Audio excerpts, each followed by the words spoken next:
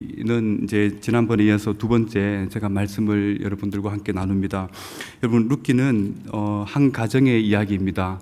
그러니까 사사기 뒤에 바로 룻기가 나오고, 룻기 뒤에 이제 사무엘상이 나오는데, 사무엘상은 이제 그 사사기에서 우리가 알 수 있듯이 사사기의 제일 마지막 부분이 그때에 이스라엘의 왕이 없으므로 사람들이 각기 자기의 소견에 옳은 대로 행하였더라라고 끝을 맺고 있습니다. 그러니까 왕이 없는 시대에 여러분, 한 가정을 하나님께서 들어서 어떻게 왕을 그려내고 있는지를 나타내고 있는 장이 바로 룻기입니다. 여러분, 근데 이 룻기에 보면은 이 한 가정에 엘리멜렉이라는 이 가정에 하나님은 나의 왕이시다라는 이름을 가진 이 한 가정이 이제 모압으로 이민을 가게 됩니다. 그죠? 10년 동안 이민을 가서 거기서 풍요로운 삶을 찾아서 나섰는데 결과가 어떻습니까? 거기서 완전히 빈곤한 상태로 다시 한번 엘리멜렉이 죽고, 그리고 이 나오미의 두 아들이 다 죽습니다. 그리고 이제 오로지 이제 룻과 이 나오미가 이제 그 베들레헴으로 돌아오게 되어지죠. 여러분, 베들레헴의 뜻이 떡집이라고 말씀드렸습니다. 그러니까 풍요로움의 상징이죠. 그러니까 다른 곳에는 다 기근이 들어도 이 베들레헴에는 기근이 잘 들지 않는 곳입니다. 그럼에도 불구하고 여기 기근이 들자 한 가정이 이민을 갔고, 그 10년의 세월 동안 이제 온 가정이 다 죽고 병든 상황으로 이제 아무것도 없는 그러한 상황으로 이제 베들레헴으로 돌아옵니다. 근데 돌아올 때에 여러분, 우리 1장 5절에 보니까 1장 6절에 보니까 이렇게 기록하고 있습니다. 그 여인이 모압 지방에서 여호와께서 자기 백성을 돌보시사 그들에게 양식을 주었다 함을 듣고 이에 두 며느리와 함께 일어나 모압에서 돌아오려 하여라고 기록하고 있습니다. 하나님의 말씀을 들음으로부터 영혼의 힘을 얻은 이 나오미가 이제 여호와께서 자기 백성을 돌보시는 하나님이심을 이제 발견하고 그가 믿음으로 이제 베들레헴 땅으로 돌아오려고 하고 있습니다. 사랑하는 성도 여러분, 하나님의 말씀을 듣는 자리에서 우리가 용기가 나고 결단이 나는 것이지요. 여러분, 그 결과 이제 베들레헴으로 돌아왔지만 많은 사람들이 어떻게 하고 있습니까? 그를 환영하고 환대해주고 맞아주고 있습니까? 아니죠. 이가 나오미냐라고 하면서 수군수군 하는 소리가 들려오기 시작합니다. 그때 나오미 심정이 얼마나 괴로웠는지 나를 나오미라 부르지 말고 어떻게 부르라고 하고 있습니까? 마라라 부르라고 이야기하고 있습니다. 마라가 뭡니까? 쓴물, 고통이죠. 그죠? 그러니까 이 나오미의 마음이 얼마나 답답하고 힘들었는지, 그래서 그가 이렇게 이야기합니다. 1장 20절에 보니까 전능자가 나를 심히 괴롭게 하였고, 그리고 또 어떻게 합니까? 여호와께서 나를 징벌하셨고 또 전능자가 나를 괴롭게 하셨다라고 표현을 합니다. 여러분, 이 나오미의 심령 가운데에 여러분, 룻이 어떻겠습니까? 그의 마음이, 룻은 그럼에도 불구하고 룻은 아름다운 신앙을 가지는 것을 볼 수 있습니다. 여러분, 우리 1장 우리 16절 한번 읽어볼까요? 좀 길긴 한데 우리 같이 한번 읽도록 하겠습니다. 룻이 이르되, 시작. 룻이 이르되 내게 어머니를 떠나며 어머니를 따르지 말고 돌아가라 강권하지 마소서. 어머니께서 가시는 곳에 나도 가고 어머니께서 머무시는 곳에 나도 머물겠나이다. 어머니의 백성이 나의 백성이 되고 어머니의 하나님이 나의 하나님이 되시리니. 여러분, 이게 뭡니까? 하나님의 언약이죠. 그죠? 하나님의 언약인데 예레미야 11장 4절에 나오는 예레미야 언약입니다. 여러분, 이것을 누가 지금 말하고 있습니까? 이방 여인 룻이 말하고 있는 것이죠. 어머니의 백성이 나의 백성이 되고 어머니의 하나님이 나의 하나님이 되어주시는, 여러분, 이러한 하나님의 언약을 어떻게 룻이 알고 있었겠습니까? 여러분, 그럼에도 불구하고 여러분, 이 나오미의 가정은 그 아버지의 이름이 어떻게 된다고요? 엘리멜렉이라고 했죠. 하나님은 나의 왕이시고. 여러분, 그 가정은 비록 이 모압 땅에서 많은 어려움을 겪고 빈손으로 돌아왔지만 그러나 그 중심에 하나님을 모시고 살아갔던 가정입니다. 여러분, 그렇기 때문에 룻은 이 가정을 통하여 어떻게 하나님을, 그가 모르는 하나님을 알게 되겠습니까? 가정에서부터 알게 된 거지요. 여러분, 남편을 통해서, 그리고 어머니를 통해서, 그리고 시아버지를 통해서 하나님이 우리를 어떻게 인도하시고 어떻게 먹이시는 것을 이 룻은 이미 다 알고 있었습니다.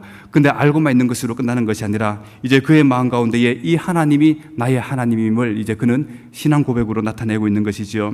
여러분, 오르반은 돌아갔지만 룻은 돌아가지 아니하고 그가 이렇게 얘기했습니다. 어머니의 백성이 나의 백성이 되어질 겁니다. 어머니의 하나님이 나의 하나님이 될 것입니다. 여러분, 이 신앙과 함께 이제 베들레헴으로 돌아왔습니다. 여러분, 이 신앙과 함께 베들레헴으로 돌아와서 보니까 여러분, 어떤 일이 기다리고 지고 있습니까? 막 사람들이 환영해주고 축복해주고 먹을 거 잔뜩 차려주고 여러분 이제 모압 땅에서 그간 많이 고생했다. 이제 이곳에서 우리가 도와줄 테니까 잘 살아보자 라고 이렇게 격려하고 있습니까? 그렇지 않지요. 여러분 어떤 일이 벌어지고 있습니까? 우리 2절 한번 읽어볼까요? 2장 2절 시작. 모압 여인 룻이 나오미에게 이르되 원하건대 내가 밭으로 가서 내가 누구에게 은혜를 입으면 그를 따라가서 이삭을 주겠나이다 하니 나오미가 그에게 이르되 내 따라 갈지어다. 여러분 여기 보니까 그렇게 룻과 나오미를 기다려주는 것이 아니라 룻이 룻 앞에 기다려주고 있는 것이 뭡니까? 이삭을 줍는 현장이 바로 그 앞에 기다려주고 있는 것이죠. 사랑하는 성도 여러분, 이삭은 어떤 사람이 줍는 겁니까? 이 당시에 가장 가난하고 약하고 그리고 과와 과부, 도울 힘이 없는 아무런 보호자가 없는 사람들이 겨우 생계를 위해서 할 수 있는 게 바로 허리를 굽혀서 줍는 이삭 줍기입니다. 여러분 이 이삭을 줍는데 여러분 이 룻의 믿음이 보통 믿음이 아닌 것을 우리가 알 수 있습니다. 여러분 우리가 방금 이 절에 읽었지만 어떻게 말하고 있냐니까 내가 누구에게 은혜를 입으면 이라고 말하고 있습니다. 여러분 은혜를 입는다 이게 뭡니까? 하나님이 나에게 은혜를 입히시도록 하실 것이라는 믿음으로 그가 이삭 줍기 현장으로 나가는 겁니다.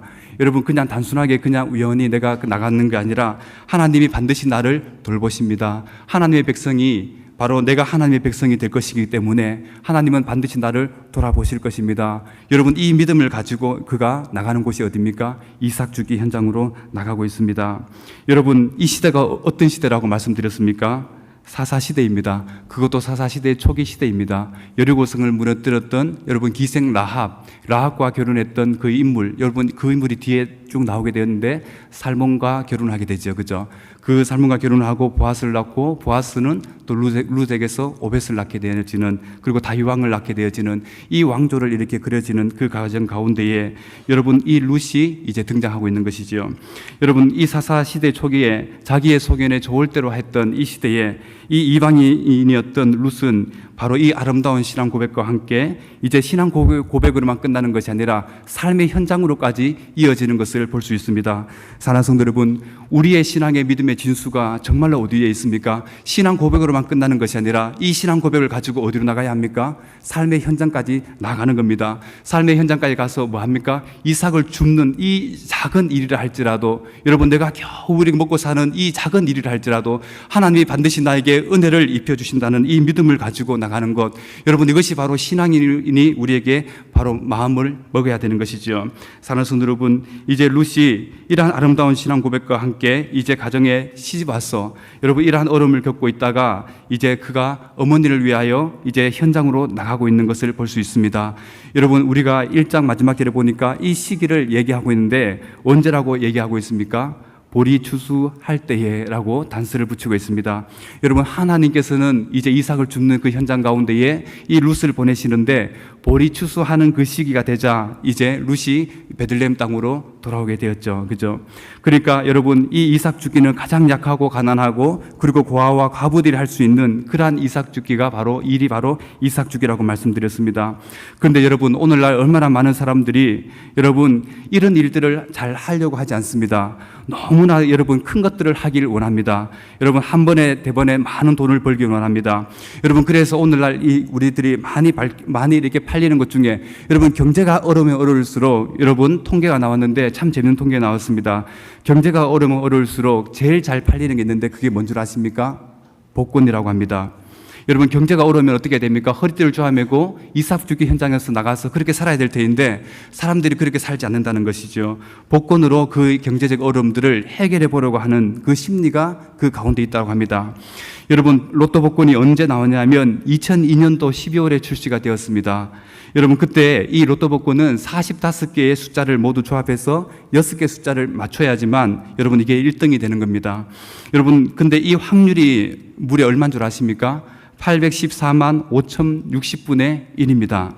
여러분 잘 피부에 와닿지 않죠? 그래서 제가 여러분들한테 고민하다가 어떻게 하면 여러분들이 잘 알 수 있을까 고민을 하다가 여러분 집에서 흔히 먹는 쌀, 여러분 제가 이렇게 살 발음이 잘 안 됐는데 요즘은 많이 됐습니다. 쌀 한 포 20kg짜리를 여러분 4포를 사오시면 됩니다.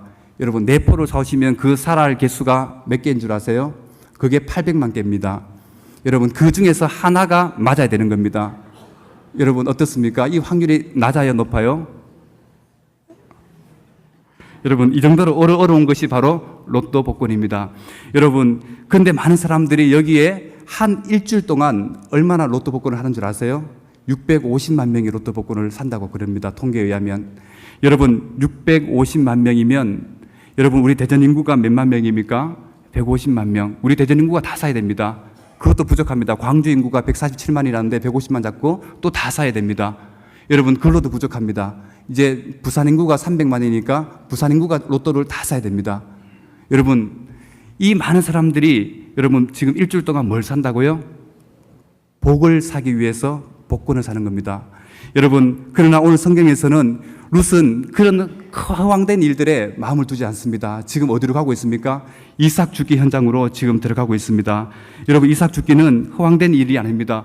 허리를 숙여야 하지만 하루의 끼니를 해결할 수 있는 곳이 바로 이삭 죽기인 것이죠. 사랑하는 성도 여러분, 일주일에 650만 명이라는 이 엄청난 사람들이 복권을 이렇게 사고 있을 때에 우리 사랑하는 믿음의 성도들은 어디로 가야 합니까? 이삭 죽기 현장으로 가야 합니다.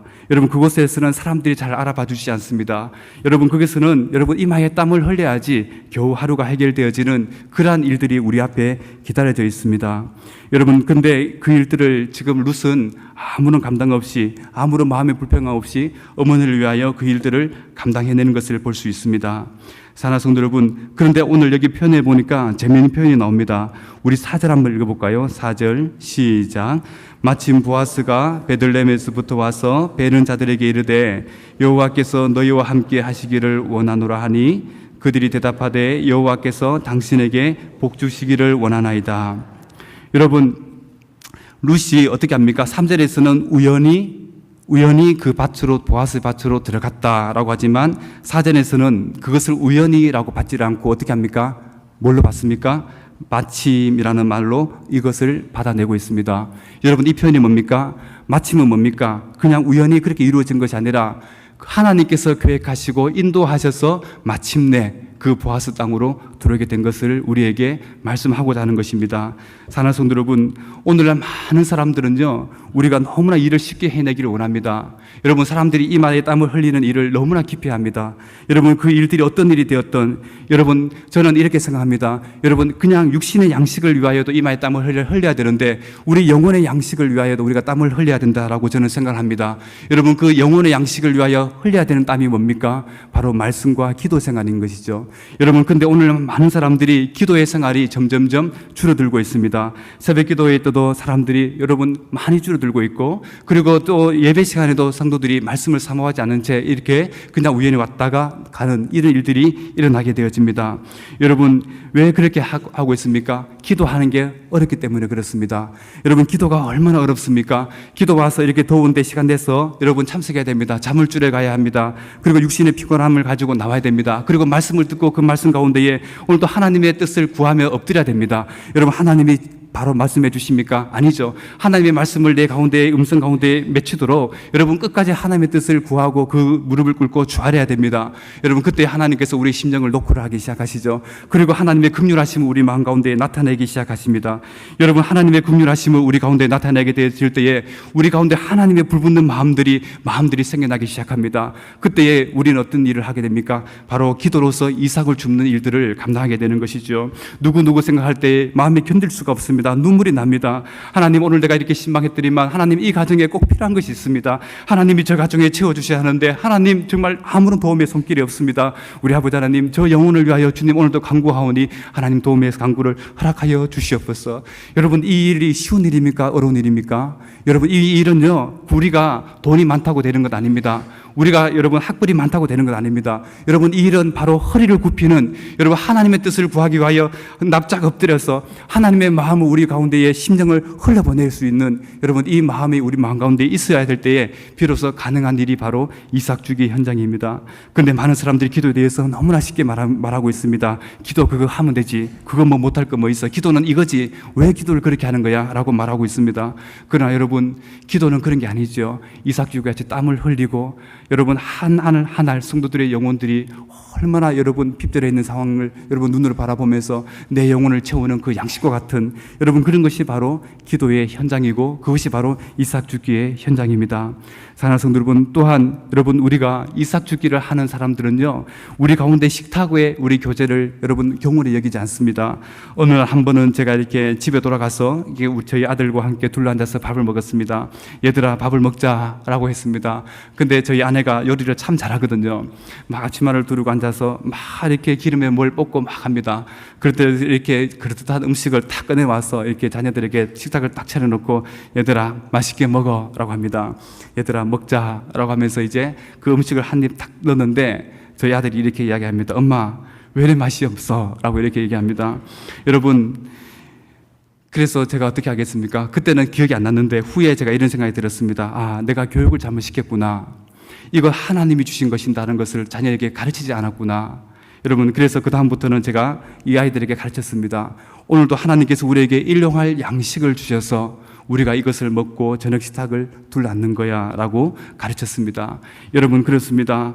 여러분 우리 그냥 저녁에 풍성한 걸 시켜놓고 여러분 돈 비싼 거 시켜놓고 그거 둘러앉아서 먹으면서 우리 배 쓰다듬는 것, 여러분 이것이 식탁의 교제가 아니라 식탁의 진정한 교제는 여러분 식탁의 의미는 하나님이 우리를 어떻게 공급하시는지를 여러분 만나는 것이 바로 식탁의 현장입니다. 여러분 그런데 우리는 이런 현장들을 다 잃어버리고 살아갑니다. 제 아내가 음식을 해주고 차려놓은 것을 보면서 맛이 없다고 젓가락으로 이렇게 밀어내는 모습을 보면서 아, 내가 아직도 많이 멀었구나. 하나님이 우리를 위하여 이 정말 이렇게 아름다운 식탁을 우리에게 제공하시는데 이것을 우리가 기도하면서도 우리가 이것을 제대로 알지 못하고 먹었구나 라는 생각들로 인하여 내 마음이 참 이렇게 돌아보는 시간을 가졌습니다. 여러분 우리가 주기도문 할 때 기도하지 않습니까? 어떻게 기도합니까? 오늘날 우리에게 일용할 양식을 주시옵고 여러분 그렇게 기도하면서 하나님이 일용할 양식으로 주신 것을 우리가 감사하게 생각하면서 먹고 있습니까? 안 그렇죠. 어떻게 하고 있습니까? 야 이거 하찮은 거구나 투정 부리면서 먹는다는 것이죠. 여러분 그러다가 성이 안 차면 어떡합니까? 야 엄마가 저기 통닭 한 마리 시켜줄게. 또 이렇게 또 합니다. 여러분 그거 정말 잘못된 것이죠. 여러분 그렇게 하면 안 돼요. 하나님께서 주시는 이 양식을 가지고 우리 자녀들에게 먹일 때는 얘들아 이것 우리가 엄마 아빠가 땀을 흘려서 오늘 하루의 일과로서 하나님이 주시고 하나님이 공급하시는 양식이야. 너희들이 이것을 먹을 때에 하나님께서 우리에게 먹이시는 것을 여러분 우리 자녀들에게 얘들아 알아야 돼 라고 이렇게 하면서 먹이시길 바랍니다. 여러분 그게 뭡니까? 바로 우리가 이삭 죽기를 하고 있는 겁니다. 여러분 우리 자녀들은 어떻게 이삭 죽기를 하는 겁니까? 부모들의 그 신앙을 우리 자녀들에게 물려줌으로 말미암아 아 김치 하나밖에 없어도 여러분 이 하나밖에 없어도 이것을 하나님이 나에게 우리에게 주셨군요 라고 우리 자녀들이 고백하면서 감사하면서 먹는 겁니다. 여러분 그 일들을 바로 우리가 잘 감당할 때에 하나님의 도우심 하나님의 은혜가 무엇인지를 우리는 발견하게 되어지는 겁니다. 여러분 근데 그렇지 않고 우리는 너무나 쉬운 방법으로 우리 자녀에게 돈으로 다 해결하고 빨리 뭐든지 하고 싶은 그런 일들을 우리가 감당하기를 그렇게 우리가 실수를 범할 때가 있습니다. 여러분 제가 이제 기도 얘기하다가 우리 식탁 교제로 이렇게 넘어왔는데 다시 한번 기도 얘기를 한번 말씀드렸으면 좋겠습니다. 여러분 얼마나 많은 사람들이 기도의 응답을 빨리 받고 싶어야 하냐면 여러분 지금부터 한 6, 7년 전에 서울에서 여러분 어느 머릿돌 교회라는 이 강변 쪽에 있는 그 교회에서 집회가 있었습니다. 여러분 그 집회의 그 주제가 바로 천국의 문을 여는 그 집회를 거기서 했습니다. 여러분 그때 이 주 강사가 이제 산볼츠라는 사람이 왔습니다. 여러분 산볼츠 혹시 들어봤습니까? 산볼츠. 여러분 이 이름이 참 범상치 않죠? 산볼츠. 여러분 이 사람이 아주 유명한 사람입니다. 유명한 사람인데 자기가 천국을 보여줄 수 있는 능력이 있다라고 자기가 이렇게 얘기를 하는 사람이에요. 여러분 제가 어제 우리 그 부산에서 리더 수련을 마치고 청도 휴게소에서 잠깐 쉬었다가 이제 올 시간에 버스 앞에서 이런 얘기를 합니다. 어떻게 날씨가 이렇게 기가 막히게 날씨가 좋았습니까? 우리 제 생각으로 아마 여동 장로님이신 것 같은데 여동 장로님이 저보고 그렇게 얘기하면서 하나님과 혹시 통화하셨습니까? 라고 이렇게 얘기를 하는 겁니다. 저는 그래서 아닙니다. 하나님과 통화하지 못했습니다. 라고 이렇게 얘기를 드렸는데 여러분 이분은요 하나님과 통화를 하는 사람입니다. 여러분 얼마큼 대단한 사람인지 알겠죠? 여러분 이 사람이 한 번은 자기가 이렇게 이야기합니다. 하나님이 아침에 일어나니까 산볼츠, 내가 너에게 전화할 거야 라고 이렇게 얘기를 했답니다. 그러니까 그 말을 듣고 산볼츠가 하나님, 오늘 저 하나님 전화 안 받을 겁니다 라고 하면서 전화기를 자기 책상에 딱 올려놓고 그 옷을 입고 나갔대요. 출근을 했는데, 근데 가다 보니까 코트에서 전화벨 소리가 울리더랍니다. 따르릉 따르릉 울리더랍니다. 그래서 전화를 딱 보는 순간, 아, 하나님, 나 분명히 전화기를 놓고 왔는데 왜 이렇게 전화기가 있는 거지? 아, 하나님이 나에게 전화기를 넣어주셨구나 생각하면서 전화번호를 딱 봤습니다. 전화번호를 보니까 생전 처음 보는 전화번호더래요. 그래서 이 전화번호로 이제 전화를 이제 받았답니다. 받아서 하나님이세요? 라고 얘기를 했답니다. 그러니까 그 전화기 소리에서 아무런 대답이 없답니다. 여러분, 그러면서 그가 이렇게 얘기합니다. 하나님이 나에게 전화를 거셨습니다 라고 이렇게 대답을 하는 것을 제가 들었습니다. 여러분, 정말 하나님이 그렇게 합니까? 여러분, 안 하죠. 여러분, 그리고 나서 그 다음에 그가 이런 일들을 이제 하기 시작합니다. 여러분, 지금 여기 계신 분들에게 제가 천국을 구경시켜 드리겠습니다 라고 하면서 여러분 눈을 다 감아보세요 라고 합니다. 그래서 많은 사람들에게 눈을 다 감게 하고, 여러분 지금부터 천사가 와서 여러분들을 데리고 하늘로 데려가서 천국을 구경시켜 줄 겁니다 라고 이런 집회를 이제 합니다. 여러분, 그때에 많은 사람들이 그 기대감을 가지고 천국을 보기 위해서 이제 갑니다. 눈을 다 감았습니다. 그런데 불과 한 1, 2분이 지나지 않았는데 여기저기에서 탄성이 막 터져 나오기 시작합니다. 여기에 모인 숫자의 한 7배, 8배 정도 더 모였다고 보시면 됩니다. 거기서 이곳저곳에서 탄식이 막 터져 나옵니다. 하면서 마치 천국을 보는 것처럼 이런 감격들이 막 일어나기 시작합니다.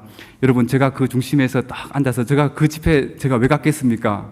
제가 그냥 가고 싶어서 간 게 아니라 아는 사람이 좀 도와달라고 해서 제가 이렇게 갔는데, 저는 그 집회를 정말 꿈에도 생각을 못했습니다. 근데 도와주러 갔더니만은 그 집회였는데 우연히 저 옆에 앉아 있었습니다. 그러다가 제가 이렇게 이거 참 마음이 어려운데 어떻게 해야 되나, 일어나야 되나 말아야 되나 하다가 끝까지 그 자리에 앉아 있었습니다.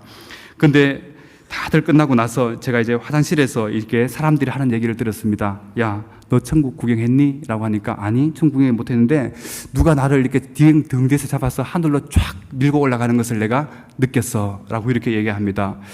제가 속으로 참 이거 큰일이다, 우리나라 교회 큰일이다 이렇게 생각을 하고 있었는데, 여러분, 이 사람이 바로 신사도 운동하는 사람들이 한 무리입니다.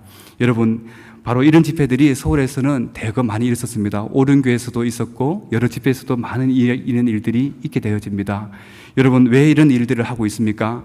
여러분, 이 기독교는 엑스타시스가 아닙니다. 여러분, 그렇게 해서 하나님을 발견하고 하나님을 만날 수 있는 그런 현장이 아니라 바로 이삭 죽기와 같은 오래 하나님과의 만남 가운데 기다리고 또 기다리고 하나님께서 우리에게 요구하시는 그 기도의 방법을 통하여 하나님을 만나는 것이지 초자연적으로 그렇게 하나님을 만나는 것이 아닌 것이죠. 여러분, 그런데 많은 사람들이 여러분 이것을 견딜지 못하고 바로 하나님과 통화하고 하나님과 바로 직통으로 대하고 이런 것들을 꿈꾸고 있습니다. 여러분, 이런 것들로 인하여 사람들의 영혼들을 다 미혹하게 만들고 있는 것이죠. 여러분, 그런 것이 아니라 뭡니까? 바로 하나님을 만날 수 있는 유일한 방법은 오늘도 하나님은 동일합니다. 뭡니까? 이삭 죽기를 통하여 우리에게 하나님 우리에게 은혜를 있게 하시는 것이지요. 그 이삭 죽기가 뭡니까? 여러분, 사람들이 그렇게 원하지 않는 방법인데 여러분 기도하고 우리 가정을 또 돌보며 자녀들을 또 말씀으로 양육하고 여러분 이렇게 하나하나 걸어가는 것, 여러분 이 방법을 통하여 하나님께서는 우리에게 하나님의 일들을 우리에게 나타내시고 보여주시기를 원하시는 것이지요. 사랑하는 성도 여러분, 또 오늘 또 두 번째는 여기에 이제 이 보아스의 이 축복을 통해서 우리들이 그리스도인들이 어떠한 삶을 우리가 살아야 하는지를 우리가 함께 살펴보도록 하겠습니다. 여러분, 우리 보아스가 지금 우리 5절 한번 읽어볼까요? 5절, 6절 우리 같이 한번 읽도록 하겠습니다. 우리 4절부터 한번 읽도록 하겠습니다. 4절 시작. 마침 보아스가 베들레헴에서부터 와서 베른 자들에게 이르되 여호와께서 너희와 함께 하시기를 원하노라 하니 그들이 대답하되 여호와께서 당신에게 복 주시기를 원하나이다 하니라. 보아스가 베는 자들을 거느린 사원에게 이르되 이는 누구의 소녀냐 하니 베는 자를 거느린 사원이 대답하되 이르되 이는 나오미와 함께 모압 지방에서 돌아온 모압 소녀인데. 여러분, 여기 보니까 이제 보아스가 여러분, 하나님의 은혜의 대표적인 인물이 바로 보아스입니다. 이 보아스가 자기의 그 종들을 어떻게 대하고 있습니까? 여호와께서 너희와 함께 하시기를 원하노라 라고 하면서 종들을 축복하고 있는 것을 볼 수 있습니다. 여러분, 여기서 보아스의 믿음이 얼마나 아름다운지를 우리가 발견할 수 있습니다. 여러분, 이뿐만 아니라 우리 12절도 한번 볼까요? 12절. 여호와께서 시작. 여호와께서 내게 행한 일에 보답하시기를 원하며 이스라엘 하나님 여호와께서 그의 날개 아래에 보호를 받으러 온 내게 온전한 상 주시기를 원하노라 하는지라. 여러분, 지금 사환들에게는 어떻게 이야기하고 있습니까? 자기 종들에게는 하나님께서 당신과 함께 하시기를 원합니다 라고 축복하고, 그리고 아무런 정말 이 가난하고 헐벗고 굶주린 여러분, 이 정말 돌보지도 않아도 아무런 마음의 부담이 없는 여러분, 이 룻을 향하여는 어떻게 하고 있습니까? 여호와께서 내가 행한 일에 보답하시기를 원한다라고 룻을 축복하고 있는 것을 봅니다. 사랑하는 성도 여러분, 저희들은 여기서 우리 기독교의 이 그리스도인들의 모습이 무엇인지를 우리가 발견하게 되어집니다. 우리 그리스도인들이 누구입니까? 여러분, 정말 나의 것을 여러분 진심으로 열어서 연약한 사람들을 돕고, 여러분 종이라 할지라도 이 종을 바로 하나님의 그 말씀으로 축복해내고, 여러분 그 하찮은 사람이라고 해서 그 사람을 가볍게 여기지 아니하고, 여러분 그렇게 살아가는 그 사람을 여러분 보아스가 지금 어떻게 하고 있습니까? 대표적으로 우리에게 나타내고 있는 것입니다. 여러분, 교회 안에서 여러분 돈 많이 가진 사람, 돈 상대적으로 부족한 사람, 이런 사람들을 우리 말하지 않아도 이미 등수를 다 매겨놓고 있습니다. 그리고 내가 이 사람 밑에서 어떻게 해야 될지를 이미 다 계산하고 있습니다. 여러분, 이것이 바로 우리가 가지고 있어야 될 생각들이 아니라, 우리가 가지고 있어야 될 생각들은 뭡니까? 바로 그 사람이 많든 적든 간에 여러분 사람을 존귀하게 대할 수 있는 사람, 여러분 이것이 바로 우리의 신앙의 바로 표본이어야 되는 것이죠. 여러분, 하나님을 섬기고 하나님을 예배하는 사람, 여러분 그 사람들은 어떤 사람입니까? 바로 그 사람이 누구이든 간에 여러분 바로 하나님이 여러분과 함께 하신다는 것을 보는 겁니다. 여러분, 지금 종들이 누구와 함께 하고 있습니까? 하나님이 함께 하시는 것이지요. 여러분, 종들이라고 일을 부려먹고, 여러분 이 종들이라고 해서 돈을 주고 시키는 것이 아니라, 이 종들은 누구와 함께 하는 사람입니까? 하나님이 종들과 함께 하는 사람이라는 것을 지금 보아스는 보고 있는 것입니다. 사랑하는 성도 여러분, 우리 성도들이 이 세상에 살아나가면서 여러분 그저 사람들이 평범하게 보이는 것이 아니라, 이 사람들은 바로 하나님이 우리 여러분들과 함께 하고 있다는 것을 우리의 믿음의 눈으로서 봐야 하는 것이죠. 여러분, 이것이 보이는 사람들에게는 하나님의 은혜가 보여지기 시작합니다. 그리고 하나님이 어떻게 은혜로 역사하신지를 나타나는 것을 보게 되는 겁니다. 여러분, 그렇지 아니하고 사람을 등급으로 다 정하고, 여러분 그렇게 사람들을 대하는 사람들은 눈에는 아무리 입술로는 신앙 고백을 한다 할지라도 여러분 그 삶의 가운데는 하나님의 은혜가 나타나고 있지 않게 되어지는 것이죠. 사랑하는 성도 여러분, 오늘 또 이 보아스의 그 믿음을 통해서 여러분 우리들도 바로 이러한 사람이 여러분 되었으면 좋겠습니다. 사람을 외모로 취하는 것이 아니라, 사람을 여러분 그 형식적으로 대하는 것이 아니라 마음을 다하여 하나님과 함께 하고 있는 사람들, 성도들은 바로 하나님이 기뻐하시는 존재들이라는 것을 여러분 우리가 믿음의 눈을 들어서 보고서 걸어가는 여러분 이러한 축복이 저와 여러분들에게 있기를 원합니다. 여러분, 제가 군대에 있을 때에 제가 얘기를 한번 해드리겠습니다. 참 제가 군대에 있을 때 에피소드가 사실은 참 많습니다. 여러분, 제가 이렇게 참 하나님의 응답을 제가 이렇게 기도해서 이렇게 받은 적이 있는데, 첫 번째는 제가 많이 구타를 당하고 있을 때에 그 이야기를 제가 전에 한번 해드렸기 때문에 생략을 하도록 하겠습니다. 두 번째는 제가 이제 군대 있을 때 GOP에 제가 들어가게 되었습니다. 이제 병장을 이렇게 이제 달고 GOP에 이제 근무에 이제 들어가게 되어졌는데, 이 GOP 근무를 하면서 여러분 이 근무 때는 휴가를 잘 못 갑니다. 여러분, 왜냐하니까 이 GOP 부대에서는 다 나와서 휴가를 가든지 아니면 그렇게 특별히 아니면 제대 휴가 정도는 갈 수 있어도 중간에 우리가 포상 휴가는 가기가 잘 힘든 그러한 곳인데, 제가 이곳에서 하나님께 기도했습니다. 하나님, 제가 하나님 기도 20일 또 기도합니다. 제가 첫 번째 기도할 때도 20일 기도하고 응답 받았거든요. 그래서 두 번째도 제가 기도합니다. 하나님, 제가 다시 20일 기도하고 싶은데, 하나님, 제가 휴가 안 가고 이게 중요한 것이 아니라, 하나님, 제가 그동안 하나님을 이곳에서 와서 잘 신앙생활을 잘 못합니다. 여러분, GOP에 들어가게 되면 그러다 보니까 신앙이 좀 많이 무료하게 되었습니다. 하나님, 제가 다시 한번 하나님을 찾을 테니 하나님 저에게 말씀해 주세요. 하나님, 어쨌든 제가 기도할 때 하나님 포상휴가 보내주세요 라고 이렇게 제가 기도를 20일 동안 했습니다. 근데 여러분 20일 기도하면서 제가 그때 화기 분대장이었는데, 분대장들은 여러분 분대원들의 일지를 쓰게 되어 됩니다. 1분대, 2분대, 3분대, 제가 화기 분대였는데, 여러분 분대장들은 왜냐하니까 GOP이다 보니까 사고가 일어날 수 있거든요. 총기 사고.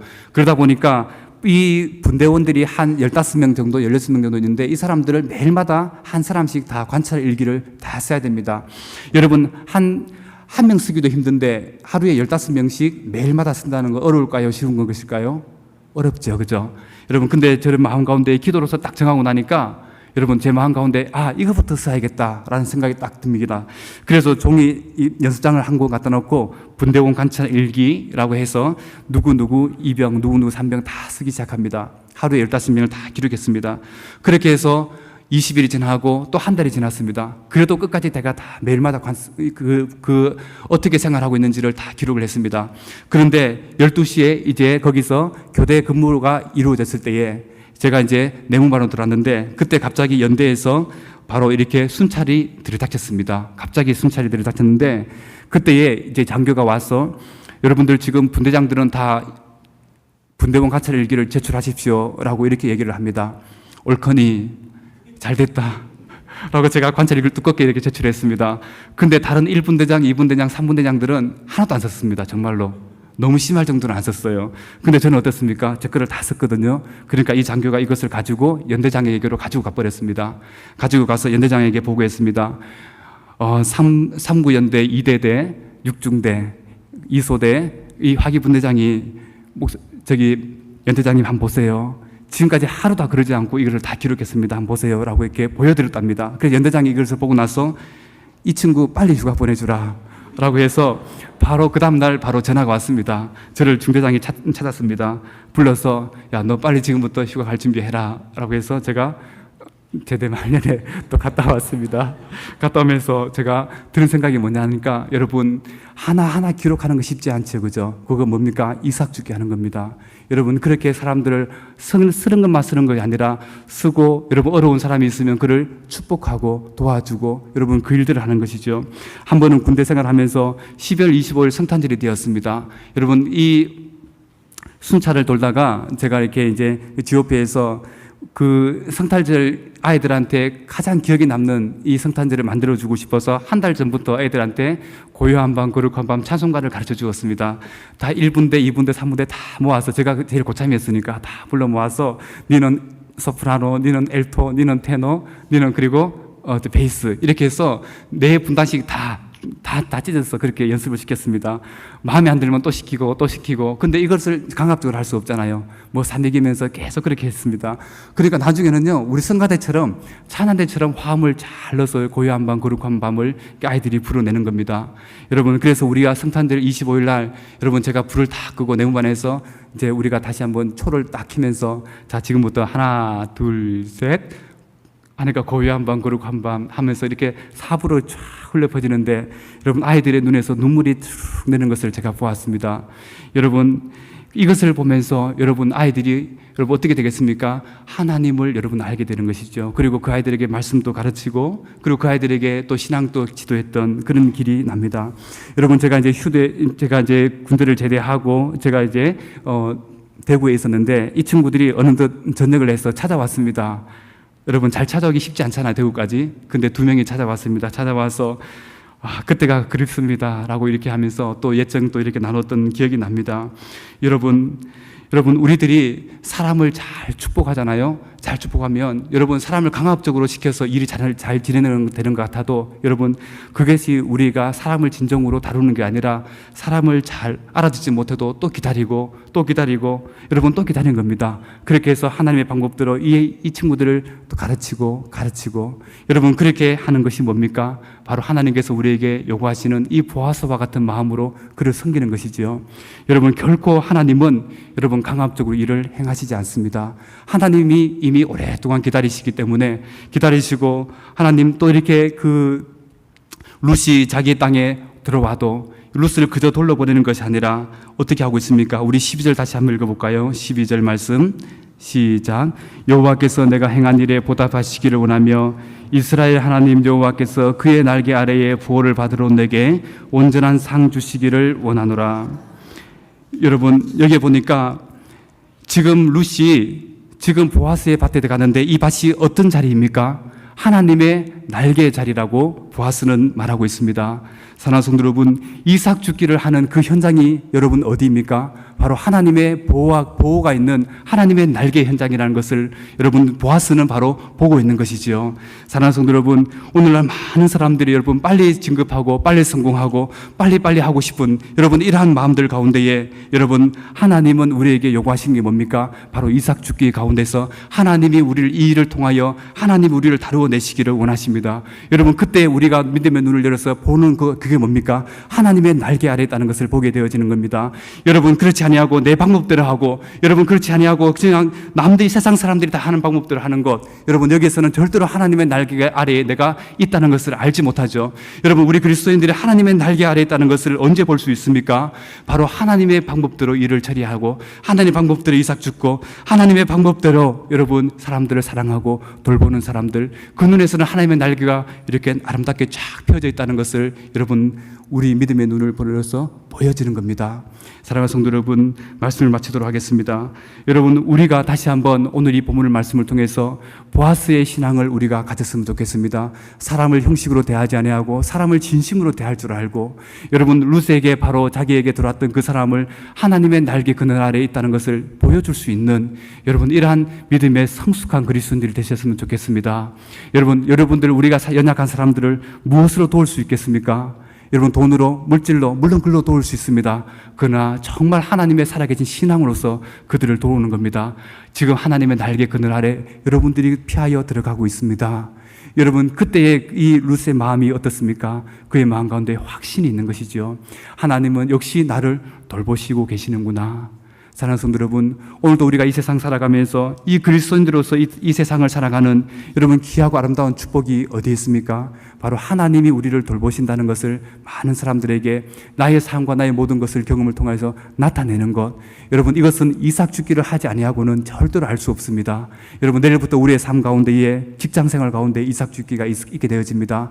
그리고 또 기도의 삶 가운데 이삭 죽기가 있게 되어집니다. 여러분 이러한 삶들을 통해서 이 모든 것을 그저 형식으로 다 흘러보내지 말고 그냥 일을 해서 내가 받는 월급으로 내가 만족하는 것이 아니라 바로 내가 하나를 주어서 바로 이것을 통하여 하나님이 나에게 일용할 양식으로 먹이시고 하나님의 그 날개 그늘로 나를 보호하고 계신다는 것을 여러분 바로 내일 우리 삶 가운데에 이것을 발견하게 되시는 우리 귀한 우리 성도님들 되시기를 주의 이름으로 축복드리겠습니다. 기도하겠습니다. 하나님 아버지 감사합니다. 오늘도 저희들에게 하나님의 그 날개 아래 하나님 저희들이 피하여 들어가 하나님께서 원하시는 일들을 하나님 우리가 믿음의 눈을 들어서 잘 감당할 수 있도록 은혜를 다하여 주시기를 간절히 빌고 원합니다.